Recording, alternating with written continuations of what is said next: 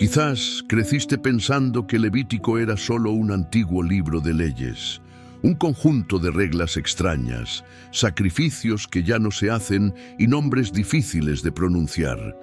Pero, ¿qué pasaría si te dijéramos que en estas páginas está el mapa que Dios ha trazado para que el ser humano pueda volver a caminar junto a Él? ¿Alguna vez te has sentido sucio por dentro? ¿Te has alejado de Dios y no sabes cómo regresar? ¿Sientes un sentimiento de culpa del que no sabes cómo deshacerte? ¿Tienes heridas que ni el tiempo ha podido curar? Así que esta historia es para ti. ¿Por qué Levítico? Este no es un libro de reglas, es un mensaje de esperanza.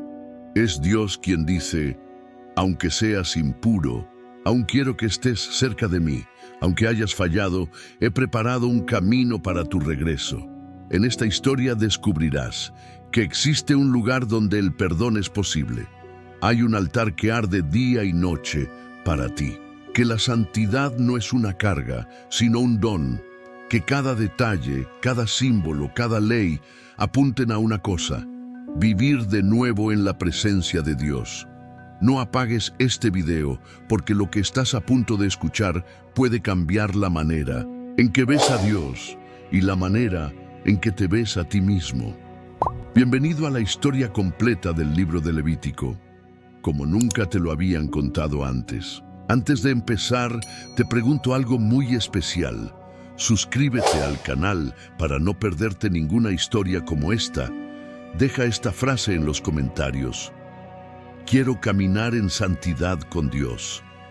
Escribe exactamente eso, y al hacerlo, ayudarás a que este mensaje llegue a más personas que necesitan escuchar esta palabra hoy.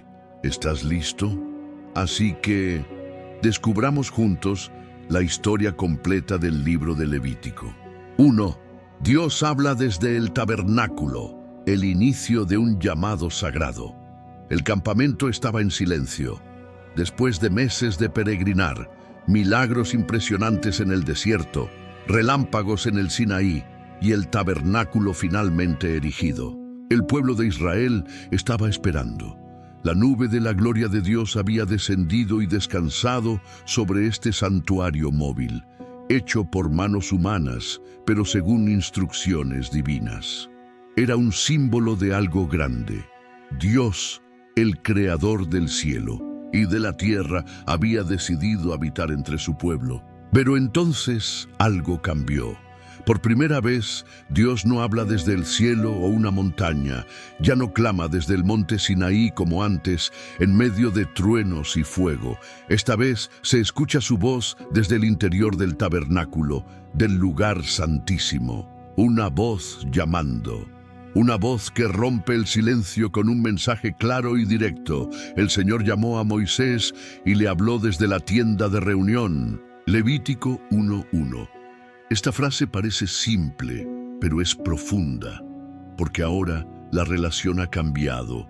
Dios ya no está distante, Él está cerca, en el centro, aquí. Moisés se acerca, ya no como liberador de Egipto, sino como mediador de un pueblo falto de rumbo. Dios, en su infinita santidad, te hablará no para contarte una historia, sino establecer un estilo de vida. Lo que sigue no es un reglamento, sino un manual para vivir cerca de un Dios que es fuego consumidor. Pero también, Padre que desea la comunión, y este llamado del tabernáculo nos revela una verdad central. La santidad de Dios no es una barrera, sino una invitación.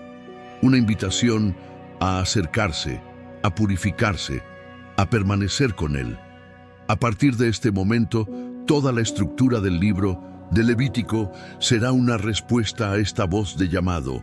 Cada sacrificio, cada ley, cada detalle tiene un propósito: enseñar a los seres humanos a vivir en comunión con un Dios completamente santo. Y así comienza Levítico, no con una guerra, no con una conquista, pero con un susurro divino desde una tienda sagrada, un Dios que llama y un hombre que escucha. 2. Sacrificios. El lenguaje del perdón y la adoración. Moisés escuchó en silencio mientras Dios le revelaba algo profundo, algo que cambiaría por completo la manera en que el pueblo se acercaba a él. Dios comienza a enseñar que, aunque Él es santo y perfecto, y los seres humanos son limitados y pecadores, hay una manera de restaurar esta relación rota: el sacrificio. Pero no estamos hablando aquí de simples rituales sin sentido. Cada sacrificio que Dios establece en el libro de Levítico tiene un propósito específico. Cada detalle, desde el tipo de animal hasta la forma en que fue entregado, comunica algo sobre el carácter de Dios y el corazón del hombre. Era un idioma sagrado que hablaba de perdón, gratitud, comunión y restauración. Dios le ordena a Moisés que enseñe al pueblo 5 tipos de ofrendas.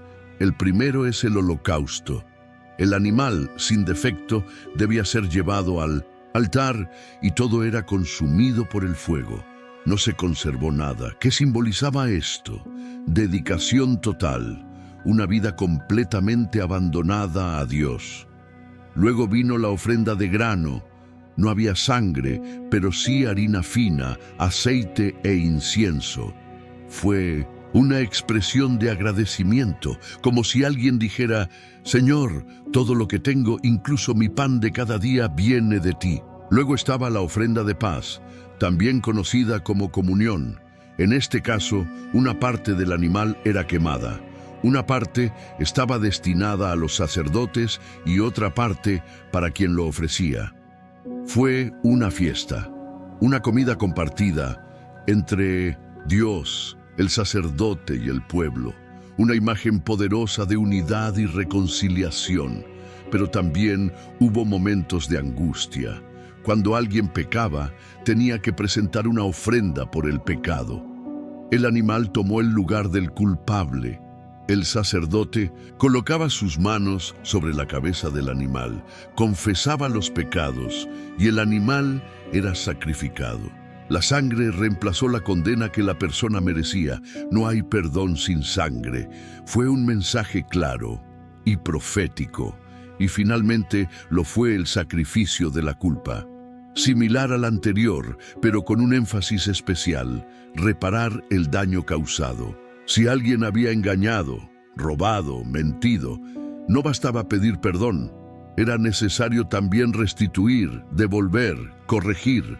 Cada sacrificio ha demostrado que la relación con Dios no es superficial. Se requiere honestidad, humildad y sobre todo un corazón dispuesto a cambiar. Y había una instrucción clave para los sacerdotes: el fuego del altar arderá continuamente, no se apagará. Levítico 6:13. El altar debía arder día y noche como un símbolo que la presencia de Dios y la reconciliación con Él no eran actos aislados, sino una necesidad constante. En un tiempo en el que aún no existía el sacrificio perfecto, Jesús, el Cordero de Dios, estos rituales eran solo una sombra de lo que estaba por venir. Prepararon los corazones del pueblo, les enseñaron a valorar la santidad y les recordaron que el perdón siempre tiene un precio. Así pues, entre la sangre, el fuego, el pan y el aceite, Dios no solo perdonó, enseñó a su pueblo a adorarlo con reverencia, con sinceridad y sobre todo con el corazón. 3. Aarón y sus hijos. La consagración del sacerdocio. No bastaba erigir el tabernáculo y establecer los sacrificios. Alguien tenía que intervenir, alguien tenía que interponerse entre Dios y el pueblo. Era una tarea sagrada y peligrosa. Por tanto, no podría ejercerlo cualquiera. Dios había elegido a un hombre para este papel: Aarón, el hermano mayor de Moisés, y con él sus 4 hijos, Nadab, Abiú, Eleazar e Itamar. La Biblia nos dice en Levítico capítulo 8 que ha llegado el día especial de la consagración. Todo el pueblo estaba reunido: hombres, mujeres, ancianos. Todos esperaban en silencio delante del sagrario. Fue un momento único en la historia. Por primera vez, un ser humano sería apartado para ministrar en la presencia del Dios Santo. Moisés es presentado con elaboradas vestiduras sacerdotales, una túnica blanca, un fajín bordado, un manto azul, un efod adornado con piedras preciosas y en la frente una placa de oro en la que está escrito Santidad al Señor. Uno a uno, Aarón y sus hijos se acercan. Moisés los lavó con agua, desde la cabeza hasta los pies. Este acto no solo era higiénico, era un símbolo de purificación, como si Dios mismo estuviera lavando sus corazones para algo nuevo. Entonces Moisés los vistió con vestiduras sagradas y los ungió con aceite aromático, derramándolo no solo sobre sus cabezas, sino también sobre el tabernáculo, el altar y los utensilios. El aceite tocó todo. Era el aceite de la consagración, el que separa lo común de lo sagrado. Luego vienen los sacrificios. Aarón y sus hijos colocan sus manos sobre la cabeza del becerro, reconociendo su necesidad de perdón. Se sacrifica el animal y se vierte su sangre sobre el altar. Después se presenta un carnero como holocausto y otro para la consagración. Moisés tomó un poco de sangre y la puso en el lóbulo de la oreja derecha de Aarón, en el pulgar de su mano derecha y en el dedo gordo de su pie derecho. Él hace lo mismo con sus hijos. ¿Por qué? Porque cada sacerdote tenía que escuchar atentamente. Oído, sirve con tus manos, pulgar, y camina con santidad, pie. La gente mira con asombro. Nadie dice una palabra. Estás presenciando algo que no sucede todos los días. Aarón y sus hijos ya no serán hombres comunes y corrientes. De aquí en adelante llevarán el peso espiritual de toda la nación. Moisés les da una última instrucción. Durante 7 días no saldrán de la puerta del tabernáculo, porque estarán llenos de poder para ministrar. 7 días, una semana entera, en silencio, en espera, frente a la carpa de reunión. Era el momento en el que Dios terminaría de sellar lo que había comenzado. Durante aquellos días, Aarón y sus hijos no ofrecieron sacrificios ni hablaron al pueblo. Ellos simplemente esperaron. Y este detalle es profundo, porque antes de servir hay que estar con Dios. Antes de hablarle al pueblo debemos escuchar su voz. Cuando estos 7 días terminaron, el sacerdocio comenzó oficialmente. ¿Esta historia te dice algo? Así que tómate un descanso y me gusta el video. Esto nos ayuda a seguir compartiendo la palabra con miles de personas. Y si aún no lo has hecho, suscríbete ahora. Estás a tiempo de acercarte a Dios. Y 4. El fuego de Dios desciende. La gloria confirma la llamada. Ha llegado el 8º día. Después de 7 días de silencio y separación, con Aarón y sus hijos ante la tienda de reunión, finalmente llegó el momento que todos habían estado esperando, el primer ministerio oficial del sacerdote elegido por Dios. El pueblo de Israel se reúne nuevamente ante el tabernáculo. Hombres, mujeres, ancianos y jóvenes miran fijamente la entrada donde aparecen Moisés y Aarón. El ambiente es solemne, pero también lleno de expectativa. Fue el día en que el cielo respondería a la tierra. Moisés da instrucciones claras. Él mira a Aarón y le dice: acércate al altar y ofrece tu ofrenda por el pecado y tu holocausto, para hacer expiación por ti y por el pueblo.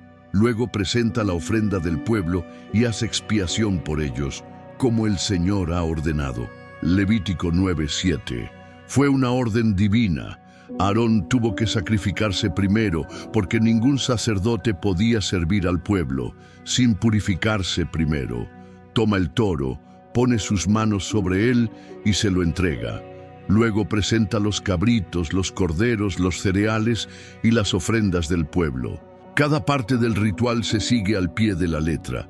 Se derrama sangre, la grasa se quema, el altar comienza a tomar forma, no solo físicamente, sino también espiritualmente. Y entonces algo sucede. Una vez que todo esté preparado, Aarón levanta las manos y bendice al pueblo. Este es el primer gesto de un sacerdote en acción. Él desciende del altar y Moisés y Aarón entrar juntos al tabernáculo. La Biblia no detalla lo que sucede dentro, pero podemos imaginar. La presencia de Dios llena el lugar y la conversación entre él y sus siervos sella el momento. Y luego, ambos se van. Moisés y Aarón salen delante del pueblo y levantan nuevamente sus manos para bendecirlos. Y es exactamente en ese momento ocurre el milagro, y salió fuego de delante de Jehová, el cual consumió el holocausto y la grosura que estaba sobre el altar, y todo el pueblo lo vio, y gritaron de alegría y cayeron sobre sus rostros. Levítico 9:24. Un verdadero incendio, un fuego que viene directamente de la presencia de Dios. No fue iluminado por manos humanas, no empezó con piedras. Fue Dios mismo quien dijo, acepto. Esta llama ardiente que consumió el sacrificio no era solo calor, era confirmación. Fue la gloria de Dios sellando el sacerdocio, sellando el altar, sellando el tabernáculo, sellando el pacto y el pueblo. El pueblo que había temido al Sinaí, que había pecado con el becerro de oro, que ahora veía a sus líderes obedeciendo al Señor, no pude contener la emoción.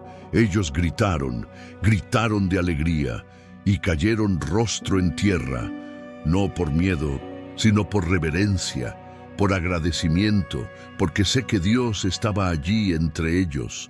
Este momento marcará para siempre la memoria de Israel. Era la certeza de que el culto correcto, realizado con obediencia, atrae la gloriosa presencia del Altísimo. 5. Nadab y Abiú. Juicio por tomar lo sagrado a la ligera. El fuego todavía ardía en el altar. El humo se elevaba lentamente, bailando, en el aire como un recordatorio visible de que Dios estaba presente. La gente todavía estaba asombrada por el milagro que acababan de presenciar, el fuego que descendía del cielo y consumía el sacrificio. Era el sello divino del sacerdocio, pero no todos entendieron el peso de lo sucedido. Nadab a Abiú, los dos hijos mayores de Aarón, estaban allí. Habían sido consagrados con aceite, vestidos con vestiduras santas, apartados para el ministerio delante de Dios.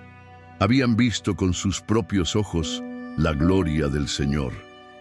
Pero en algún lugar entre el llamado y la acción algo se perdió: miedo. La Biblia dice que tomaron sus incensarios, pusieron fuego en ellos, añadieron incienso y lo ofrecieron delante del Señor. Un fuego extraño que nunca les envió. Levítico 10:1. ¿Qué fue exactamente este extraño incendio? La Escritura no entra en detalles técnicos, pero lo que importa es que era algo fuera de la voluntad de Dios. Quizás usaron fuego que no salía del altar. Quizás lo ofrecieron fuera del horario o lugar programado. Quizás estaban borrachos, como sugieren versículos posteriores. El hecho es que hicieron algo sagrado a su manera, no a la manera de Dios. Y entonces ocurrió lo impensable. Y salió fuego de delante del Señor y los consumió, y murieron delante del Señor. Levítico 10:2. El mismo fuego que anteriormente había confirmado el sacerdocio, ahora se juzga su profanación. La gente observaba en estado de shock. Un silencio penetrante cayó sobre el campamento. Moisés corre hacia Aarón, quien ve a sus dos hijos muertos allí mismo, frente al altar. Pero Moisés no consuela con palabras dulces. Él dice: esto dice el Señor, seré santificado en los que se acercan a mí y glorificado delante de todo el pueblo. Levítico 10:3. Y Aarón, la Biblia simplemente dice: y Aarón permaneció en silencio. Ni una palabra. No hay protesta, no se describen lágrimas, solo silencio. Un silencio pesado que reconoce la gravedad del momento. Los cuerpos de Nadab y Abiú son sacados del santuario, fuera del campamento. Dios mismo manda que nadie los llore públicamente, porque lo que ocurrió no fue solo una pérdida familiar, fue una lección nacional. Y ahí es cuando entendemos algo profundo. La cercanía de Dios es maravillosa, pero también peligrosa. No porque Dios sea malo, sino porque Él es santo, totalmente puro, absolutamente correcto. Y lo que es sagrado no puede ser tratado con negligencia, falta de respeto o frivolidad. Dios, en el mismo capítulo, advierte a los sacerdotes que no entren borrachos al tabernáculo. Esto demuestra que quienes sirven delante de Él deben ser sobrios, vigilantes y conscientes. ¿Para qué dirigir el altar? No es un privilegio común, es un llamado sagrado que exige reverencia y responsabilidad. La historia de Nadab y Abiú termina no solo con una condenación, sino con una advertencia que resuena a través de generaciones. No me adores como deseas, adórame como te digo, porque donde está mi presencia, hay fuego. 6. La pureza como forma de vida, leyes sobre alimentación y salud. Después del impacto del juicio contra Nadab y Abiú, el pueblo comenzó a comprender que acercarse a Dios no era algo trivial, requería reverencia y pureza. Y entonces Dios comenzó a enseñar algo nuevo a través de Moisés, la pureza como forma de vida. No se trataba solo de no pecar, se trataba de discernir lo que era puro y lo que era impuro, lo que se podía tocar y lo que se debía evitar, lo que agradaba a Dios y lo que contaminaba el alma. Dios comenzó con lo más simple, alimento. En Levítico capítulo 11 se establece qué animales se pueden comer y cuáles no. El pueblo escuchó atentamente. Los animales con pezuña hendida y que rumian se pueden comer. El cerdo tiene pezuña hendida, pero no rumia. Lo tendréis por inmundo.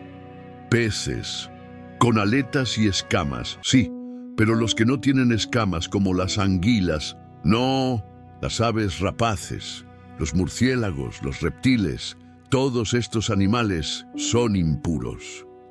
Ahora imaginemos a la gente escuchando esto en el desierto.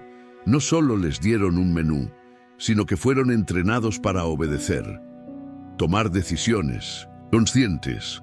Dios no explicó todas las razones científicas, aunque hoy sabemos que muchas de estas prohibiciones protegían a las personas de enfermedades. Pero el punto central era otro: separar lo santo de lo profano, lo puro de lo impuro.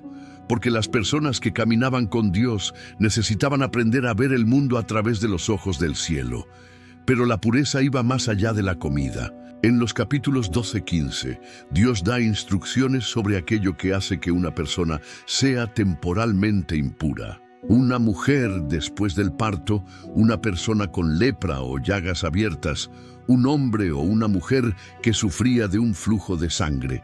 Estas condiciones no eran pecaminosas, pero requerían atención, tiempo de aislamiento, baños, ofrendas. ¿O qué? Porque Dios enseñó que incluso los detalles de la vida física tienen un impacto espiritual. Si alguien tocaba un cadáver, por ejemplo, quedaría impuro hasta el anochecer. Si una persona con lepra era curada, el sacerdote tenía que inspeccionar la piel, declararla limpia y ofrecer sacrificios. Todo esto nos muestra algo poderoso.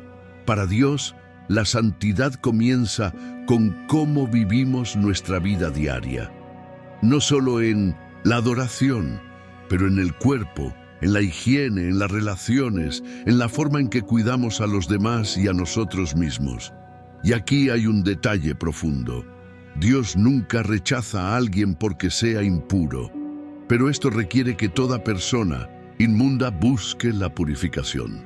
porque lo que Él quiere es comunión. La pureza en el sistema levítico no era una prisión, era un puente, una manera de mantener a las personas sanas, separadas, atentas, sensibles a la presencia de Dios. Fue un recordatorio diario de que vivir con el Señor no se trata de vivir de cualquier manera. En cada comida, en cada enfermedad, en cada contacto, el pueblo aprendió que la santidad de Dios alcanza todos los aspectos de la existencia humana. 7. Nacimiento, lepra y flujo de sangre.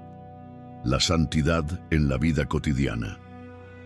En el tabernáculo, Dios ya había mostrado que quería un pueblo diferente. Diferentes en rituales, diferentes en culto, diferentes en elecciones, pero ahora fue más allá. Porque la santidad no era solo para los cultos, ni solo para los sacerdotes, fue para todos. Y todo empezó con las cosas más comunes de la vida. La primera, el nacimiento. Dios instruyó a Moisés y le dijo: cuando una mujer da a luz, la mujer que daba a luz un hijo varón estaba impura durante 7 días, lo mismo que durante su periodo menstrual. Luego esperaría otros 33 días para su completa purificación. Si daba a luz una niña, el tiempo se duplicaba. ¿Pero por qué es eso? No se trataba de castigar el nacimiento, todo lo contrario. El nacimiento fue una bendición. Pero Dios enseñó que incluso los momentos más felices de la vida exigen respeto. La mujer, después de dar a luz, necesitaba tiempo. Tiempo de recuperación, reflexión, purificación antes de volver a la comunión en el santuario. Al final del periodo trajo 2 ofrendas, un cordero y una paloma. Si fuera pobre, 2 palomas le bastarían. Fue un gesto de gratitud y purificación. Entonces Dios habla de algo que causó temor en el campamento: lepra. Hoy en día esta palabra puede parecer lejana, pero en aquella época la lepra no era solo una enfermedad de la piel, era un símbolo de impureza, aislamiento y dolor. Cuando alguien notaba una mancha extraña en su cuerpo, corría hacia el sacerdote. Él no solo era un hombre religioso, también era responsable de examinar, diagnosticar y decidir si una persona era pura o impura. El sacerdote observó la piel, el pelo de la herida, el color, y emitió un veredicto. Si fuera lepra, aislamiento, la persona fue separada del campamento, se rasgó la ropa, se cubrió el rostro y dijo en voz alta: inmundo, inmundo. Fue como una sentencia, pero también un grito de misericordia. Y cuando sí la persona era sanada, el proceso de retorno era cuidadosamente guiado. Inspección, rituales, baños, ofrendas. Dios restaurado el leproso. ¿Para qué el mismo Dios que separa por santidad también restaura por gracia? Finalmente, Dios nos dirige otra pregunta íntima. La sangre fluye. Un hombre con flujo anormal y una mujer con flujo sanguíneo fuera del periodo menstrual habitual eran considerados impuros. No estaban en pecado, pero tenían que reconocer su estado temporal de impureza. Durante este tiempo, no podían tocar las cosas santas ni entrar al santuario. Fue un tiempo de pausa, de purificación, de conciencia. Cuando el flujo se detenía, se bañaban, esperaban 7 días y ofrecían 2 palomas en el altar. El sacerdote hacía expiación y la persona recuperaba la salud. Puede parecer repetitivo, puede incluso parecer riguroso, pero de todo esto había una lección que aprender. Dios se preocupa por cada detalle de nuestras vidas, incluso los que nadie ve. La santidad, según el Levítico, no era un estado teórico, era una forma práctica de vivir. Desde la cuna a la enfermedad, a los ciclos naturales del cuerpo, fue como si el Señor dijera: lo veo todo, y en todo quiero caminar contigo. Si alguna parte de esta historia te tocó el corazón, escribe en los comentarios. Dios me está llamando a algo nuevo. No lo pienses dos veces, tu testimonio puede inspirar a otros. 8. El día de la expiación, el corazón de Levítico. En el tabernáculo, cada día tenía su propio ritual. Sacrificios de la mañana, ofrendas por la tarde. El altar nunca estaba sin fuego. Los sacerdotes estaban siempre vigilantes, siempre limpios, siempre activos, pero había un día, solo un día en el año, que era diferente a todos los demás. Un día tan sagrado que todos lo esperaban con temor y esperanza. Este día se llamó Yom Kippur, el día de la expiación. Dios lo instituyó en Levítico capítulo 16 y lo dejó claro. Era el día en que el pecado de toda la nación sería tratado delante de él. Aarón, el sumo sacerdote, no podía simplemente entrar en el lugar santísimo, el espacio más sagrado, detrás del velo, donde se guardaba el arca de la alianza.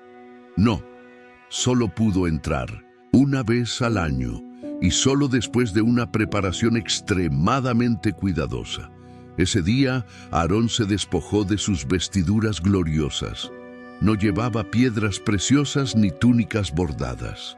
Estaba vestido de lino blanco, simple, puro, humilde. Porque ese día él no representaba la gloria, él representaba el arrepentimiento. Primero, hizo expiación por sí mismo. Mataría un toro por sus propios pecados y los de su familia. La sangre era llevada cuidadosamente al propiciatorio, la tapa del arca, y rociada 7 veces. Luego llegó el momento más esperado. Las 2 cabras, 2 animales, uno al lado del otro, 2 destinos diferentes. Uno sería sacrificado, el cabra, de la expiación. El otro sería enviado vivo al desierto, el famoso chivo expiatorio, o Azazel. Y Aarón echó suerte sobre ellos, uno para el Señor, otro más para Azazel.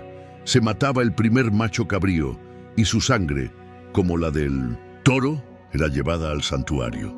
Allí, en el lugar santísimo, se rociaba la sangre para purificar el espacio de la contaminación espiritual causada por los pecados del pueblo.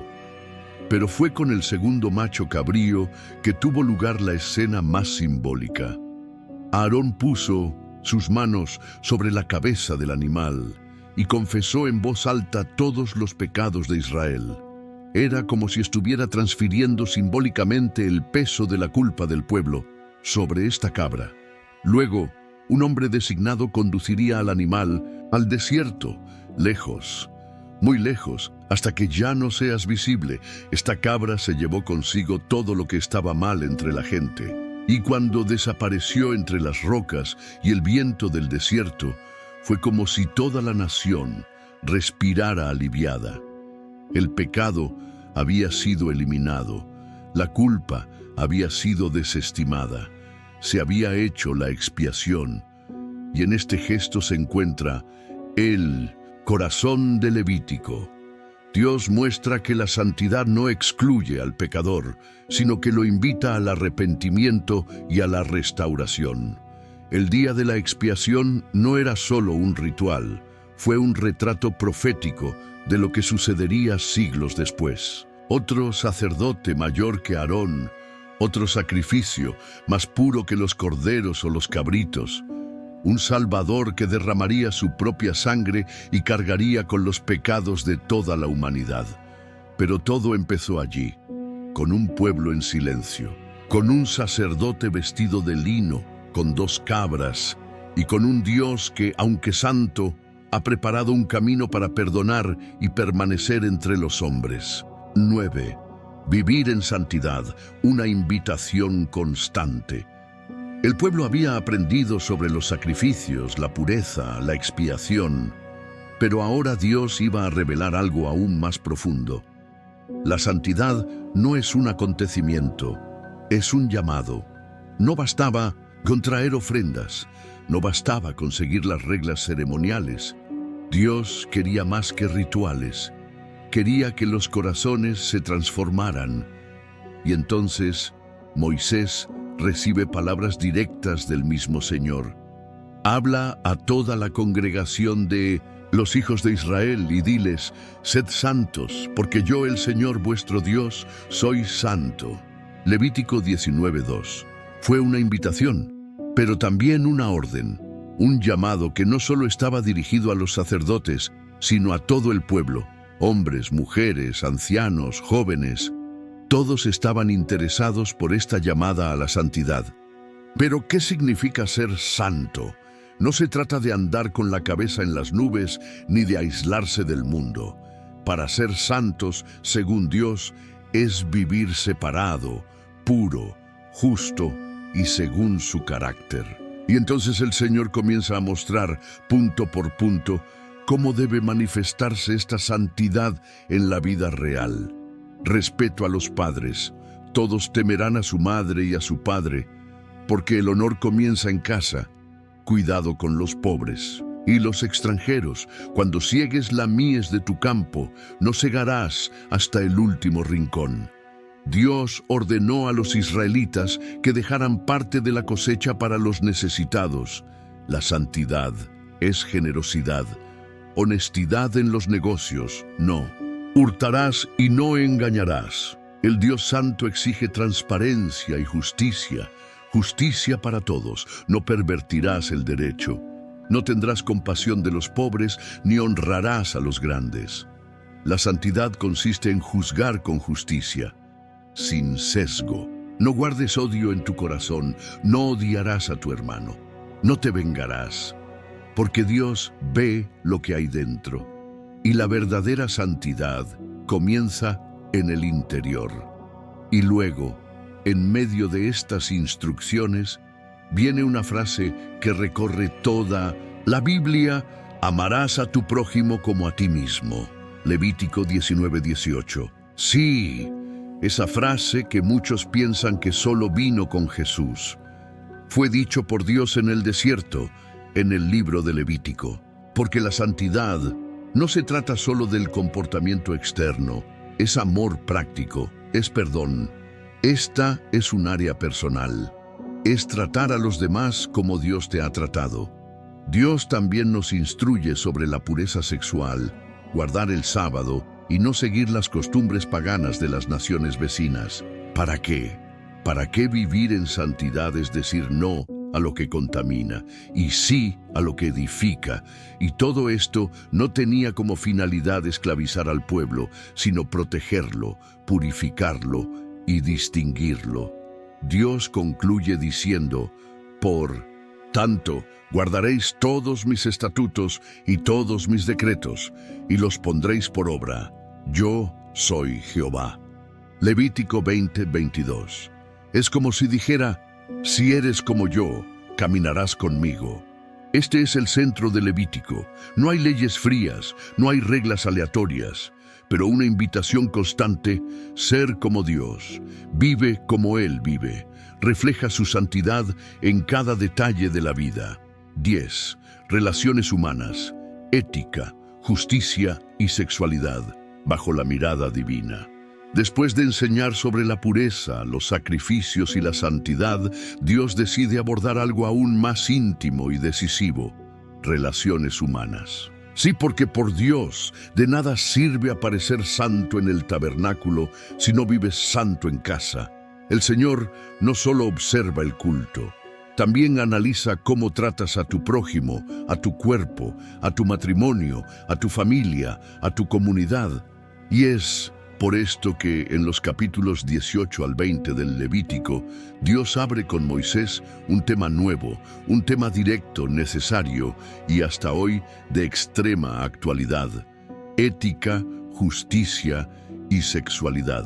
Dios comienza con una fuerte advertencia: no haréis como hicieron en la tierra de Egipto donde morasteis, ni como hicieron en la tierra de Canaán, a la cual yo os llevo, no haréis. Levítico 18:3. Es decir, no copiarás el comportamiento de las personas que te rodean. porque estas personas, aunque aparentaban ser ricas, prósperas o libres, estaban inmersas en prácticas inmorales, violentas y alejadas del corazón de Dios. Y luego empieza a enumerar con claridad y firmeza qué tipos de relaciones sexuales estaban prohibidas, no para reprimir, sino para proteger, porque el Señor sabía que cuando se distorsiona la intimidad, se destruye toda la sociedad. Incesto, prohibido. Dios prohíbe las relaciones con suegras, nueras, suegras, cuñadas, hermanas. Adulterio, prohibido, porque el matrimonio era y sigue siendo un pacto sagrado. Homosexualidad, condenada como una práctica contraria al orden natural creado por Dios. Zoofilia, rechazado como una abominación. Estas instrucciones pueden parecer rígidas en la mentalidad actual, pero tienen un propósito: preservar la dignidad, el respeto y la identidad del ser humano. Dios enseñó a su pueblo que el cuerpo es sagrado, el matrimonio es santo y el deseo necesita límites, pero no se trataba solo de sexo. En los capítulos siguientes, Dios también habla de justicia. No oprimirás a tu prójimo. No guardarás odio en tu corazón, no explotarás al trabajador, tendrás básculas honestas, pesos justos, juzgarás con justicia, sin hacer distinción entre rico y pobre. Es decir, la verdadera santidad se revela también en cómo conduces tus asuntos, cómo tratas a los más débiles, cómo te comportas con los que son diferentes. Y para concluir, Dios lo resume todo con una frase que trasciende el tiempo: yo soy Jehová. Repite esta frase docenas de veces. ¿Para qué? Porque la norma no viene de lo que dice la sociedad, no viene de la cultura circundante, no viene de lo que desea el corazón humano. El estándar viene de quién es Él. Si Él es justo, nosotros debemos ser justos. Si Él es fiel, nosotros debemos ser fieles. Si Él es santo, nosotros debemos ser santos. Las relaciones humanas, desde el punto de vista de Dios, no son meramente sociales, son espirituales, son parte de nuestra adoración. Y cuando tratamos a los demás con respeto, pureza y justicia, reflejamos el carácter mismo de Dios en la tierra. Fiestas sagradas, el calendario de la memoria y la esperanza. Dios no creó el tiempo simplemente para que pasaran los días. Para Él, el tiempo es una herramienta de enseñanza. Es con el tiempo que se plantan las semillas, se cosechan los frutos y también se cuentan historias. Y es por esto que en Levítico capítulo 23, el Señor reveló algo precioso a su pueblo: un calendario sagrado. Un ciclo de celebraciones, 7 en total, que marcaría la vida de Israel. Fiestas que no eran solo celebraciones, eran recuerdos. Estas eran promesas. Estos fueron ensayos proféticos. 1. El Sabbat, el descanso semanal. Antes de cualquier celebración anual, Dios comienza con lo esencial, la séptimo día de la semana, sábado. Fue un día especial, sin trabajo. No hay venta, no hay cosecha, justo descanso, adoración y recuerdo, porque la gente necesitaba aprender a confiar en que Dios cuida de ti, incluso cuando no estás trabajando. 2. Pascua. Se conmemora la redención. El día 14 del primer mes, al ponerse el sol, el Pascua de Resurrección. Fue el memorial de la liberación de Egipto, cuando la sangre del Cordero salvó a las familias de la muerte.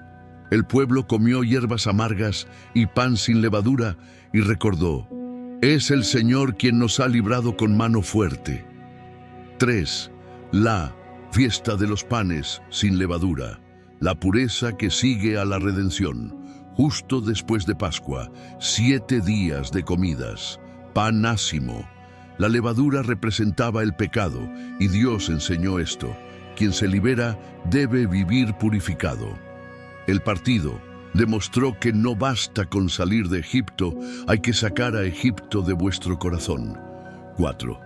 Primicias, honrar a Dios con lo que viene primero. Al entrar en la tierra prometida, el pueblo traería las primeras gavillas de la cosecha de cebada como una oferta. Fue un gesto de fe. Antes de cosecharlo todo, reconozco que todo viene de ti. Fue gratitud, fue confianza, fue el comienzo de una cosecha que vendría, con la bendición de Dios. 5.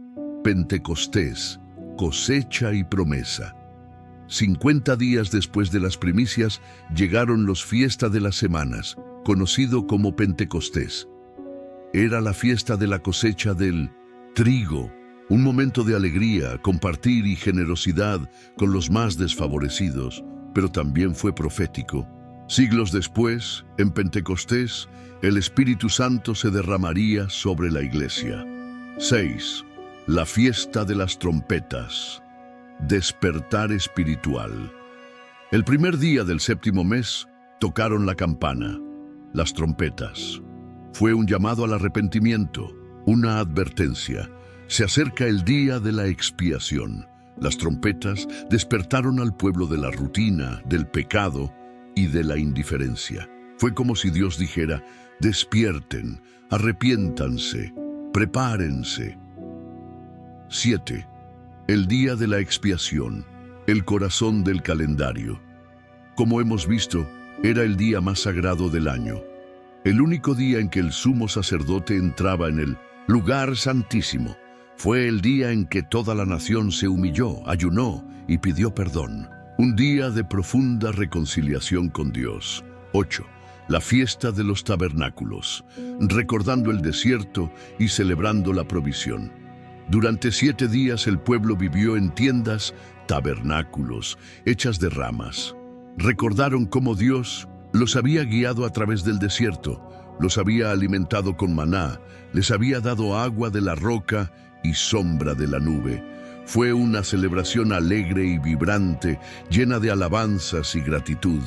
¿Para qué Dios no solo nos salva?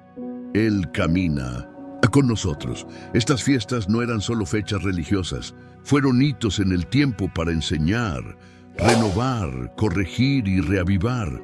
Eran ciclos que llevaban a la gente de la esclavitud a la libertad, del pecado al perdón, de la escasez a la cosecha, del recuerdo a la esperanza. Dios sabía que nuestra memoria era débil, entonces creó los partidos para que su pueblo nunca olvide de dónde viene y hacia dónde va. ¿Sientes que esta palabra despierta algo en ti? Comparte este vídeo con alguien que necesite escucharlo hoy. Y recuerda, a veces una historia bíblica puede ser la chispa que Dios usa para cambiar todo. 12. El aceite, el incienso y el pan de la presencia, signos de lo eterno. Dentro del tabernáculo, cada objeto tenía una función. Nada fue colocado allí por casualidad. Ninguna medición fue aleatoria. No era común el perfume. Todo, absolutamente. En todo, señalaba algo eterno. Y entre los elementos más sagrados estaban 3 símbolos silenciosos, pero poderosos: el aceite de la unción, el incienso aromático y el pan de la presencia. Aceite de unción, una señal del Espíritu de Dios. El aceite usado en el tabernáculo no era un aceite cualquiera, era una mezcla sagrada, hecha de mirra, canela, cálamo aromático, casia y aceite de oliva, según la fórmula exacta dada por Dios a Moisés. Este aceite no estaba destinado al consumo, él era para dedicarse exclusivamente. Con ella ungió Moisés el altar, los utensilios, la pila de bronce, todo el tabernáculo. Y lo más importante, ungió a Aarón y a sus hijos, apartándolos para el sacerdocio. El aceite de oliva representado la presencia del Espíritu Santo. A través de él, Dios mostró que todo lo que Él toca es santificado, apartado, determinado. Fue como si Dios dijera: todo lo ungido con este aceite me pertenece. Incienso aromático, adoración ascendente. Cerca del velo que separaba el lugar santo del Santísimo, había un altar pequeño y sumamente especial, el altar del incienso. Allí, todos los días, por la mañana y por la tarde, el sacerdote quemaba incienso aromático, también elaborado según una receta divina, compuesto de estoraque, ónice, gálbano e incienso, todos bien mezclados. El humo subía lentamente, perfumando el aire, y llenó el tabernáculo de un aroma dulce y constante. Pero no era solo un olor. El humo representaba las oraciones del pueblo elevándose hacia Dios. Un gesto sencillo, pero lleno de significado. Señor, escúchanos. Atiende nuestro clamor, inunda este lugar con tu presencia. Y Dios lo dejó claro. Este incienso era sagrado, no se podía imitar. Nadie podría crear una versión privada para uso doméstico, porque la verdadera adoración no está a la venta. Esto no se puede fingir, no se mezcla. El pan de la presencia, alimento delante del Altísimo. Sobre la mesa de oro dentro del lugar santo había 12 panes. 12 panes sin levadura que representan las 12 tribus de Israel. Estos panes se llamaban pan de leche, pan de la presencia. Cada semana eran colocados allí ante Dios, como señal visible de que el pueblo vivía en la presencia del Altísimo. Al final de la semana, los sacerdotes comían el pan en el mismo santuario. Fue una comida sagrada, porque era como si Dios dijera: yo soy el sustento de mi pueblo, vives delante de mí, y comparto mi mesa contigo. Era comida, pero también, y fue una alianza.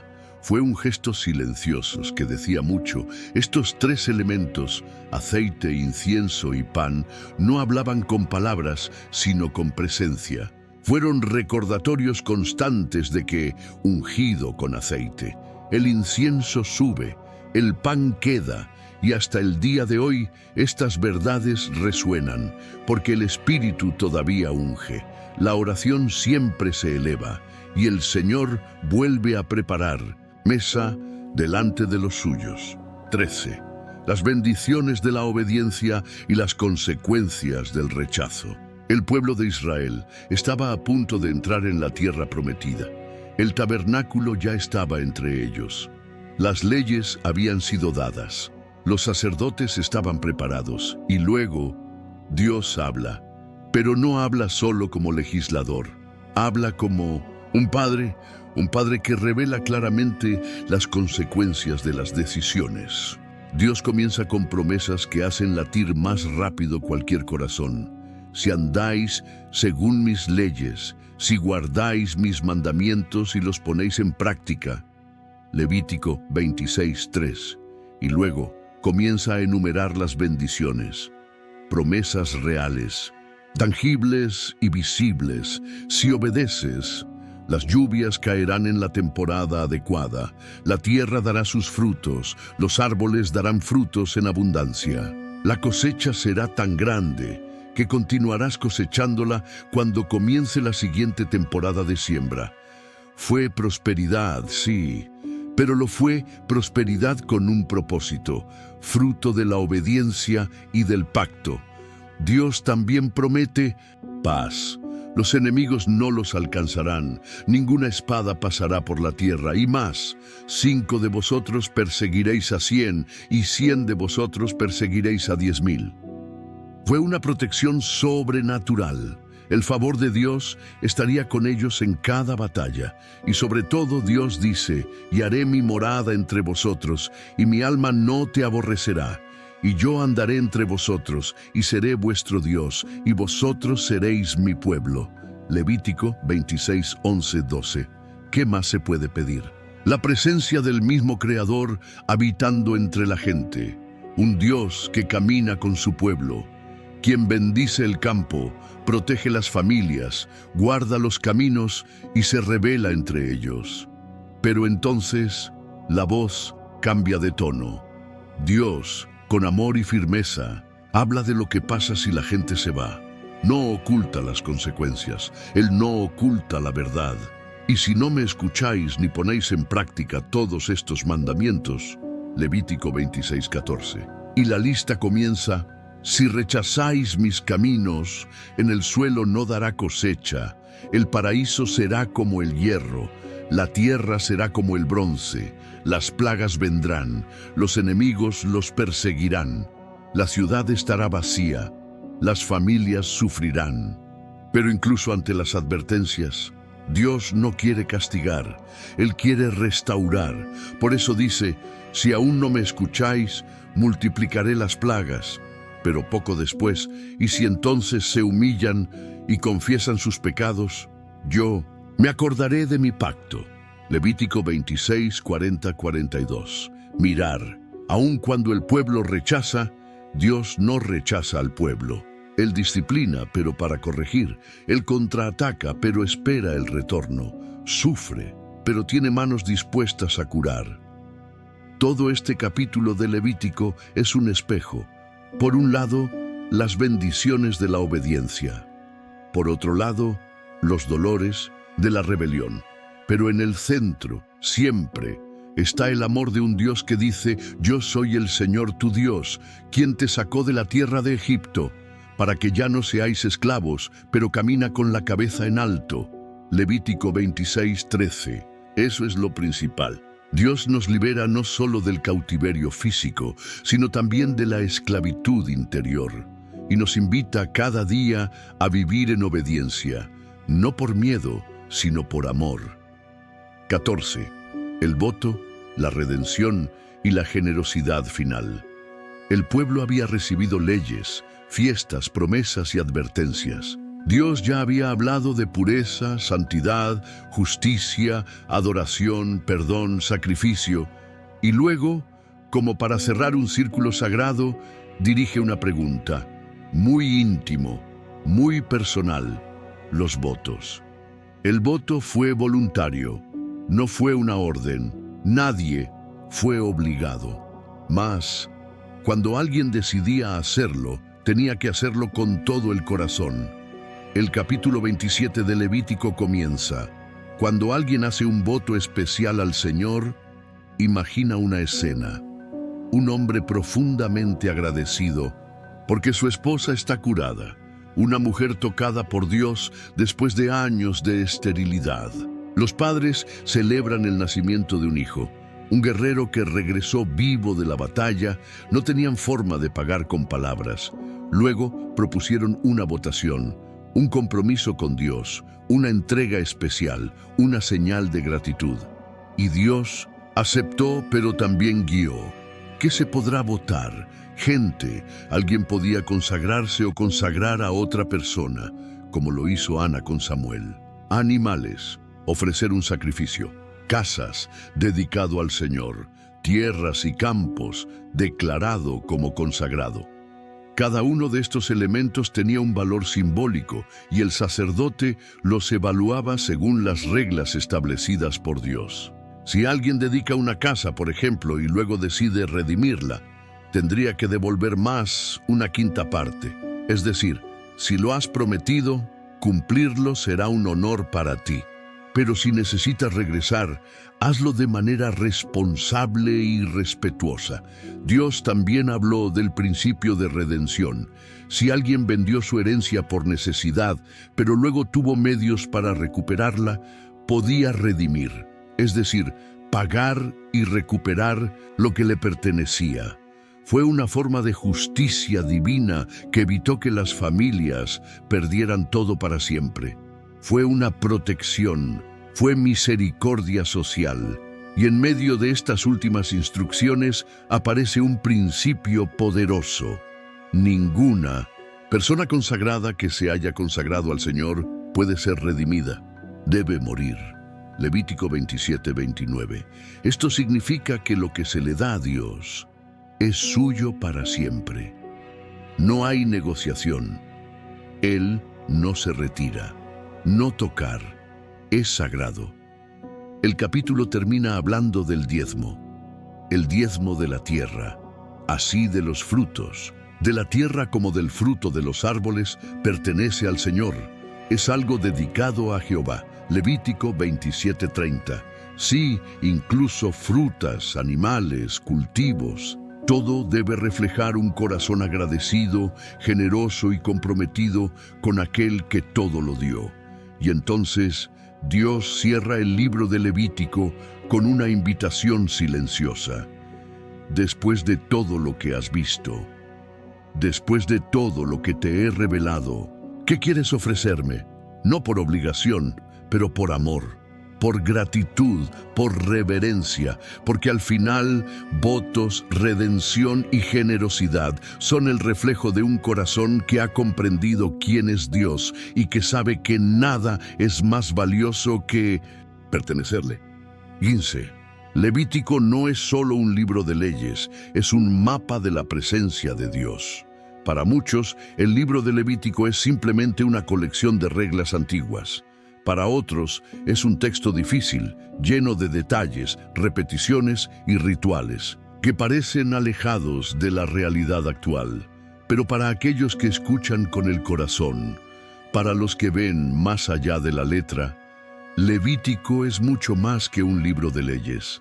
Levítico es un mapa que enseña paso a paso cómo un pueblo imperfecto puede caminar con un Dios perfecto, cómo se puede purificar un corazón imperfecto, cómo se puede restaurar a un pueblo rebelde, cómo alguien que vive lejos puede volver a vivir cerca. Desde la primera palabra, cuando Dios llama a Moisés desde el interior del tabernáculo, hasta la última instrucción sobre los votos y la generosidad, todo apunta al mismo destino, la presencia del Señor. Todo sacrificio ofrecido sobre el altar, cada animal elegido, todo sacerdote consagrado, cada gota de sangre derramada, cada pan colocado delante del lugar santo, todo gritaba en silencio: el camino está abierto, acércate más. Levítico no solo habla de un pueblo en el desierto, está hablando de todos nosotros, porque también llevamos impurezas, también tenemos defectos, miedos, pecados ocultos, promesas incumplidas. Pero Levítico nos muestra que hay un Dios que nunca deja de enseñarnos. Esto no rechaza a quien comete errores, sino que le invita a la purificación. Esto no requiere perfección, sino santidad. Una vida apartada, consagrada, entregada. Y si miráis con atención, veréis que cada símbolo, cada celebración, cada ofrenda, indica algo mucho más grande, o mejor dicho, a alguien. Levítico es una sombra de lo que se revelaría en Jesús. Él es el sumo sacerdote que entra en el lugar santísimo. Él es el cordero sin mancha. Él es el pan de la presencia. Él es el incienso que sube. Él es la sangre derramada en el altar de la cruz. Es el deseo eterno cumplido por el amor. Él es el único camino que nos conduce de regreso a la presencia del Padre. Sí, Levítico es un mapa para no perderse en las reglas, pero para guiarnos a la gloria, hasta la presencia, hasta la comunión, en el corazón de Dios. Y ahora que ya sabes de este viaje, quizás por primera vez, el libro que parecía lejano se convierte en un puente, una invitación, una luz, un llamado a vivir una vida más santa, más profunda y más cercana al Creador. Porque el Levítico no se detiene en el altar, termina en nosotros. Ahora lo entiendes. Levítico no es un libro para eruditos, ni un código frío de reglas olvidadas. Es el susurro de un Dios que dice, aun con tus errores, quiero estar contigo. Si alguna vez te has sentido demasiado sucio, demasiado roto, demasiado lejos, Levítico te responde, hay un altar, hay un sacrificio, hay un camino de regreso. No es solo un libro del pasado, una invitación viva a caminar en santidad, no como una carga, sino como un camino hacia la libertad, porque al final todo lo que Dios quiere es volver a vivir contigo. Si esta historia te habló, no te vayas sin comprobar si estás suscrito al canal. Activa la campana para no perderte ninguna palabra como esta. Y por favor, comparte este video con alguien que conoces que necesita regresar a la presencia de Dios. Recordar, Levítico no es un libro del pasado, es una invitación viva a caminar con el Dios del presente. Nos vemos en el próximo video. Que Dios te bendiga y te acerque cada día más a su santidad.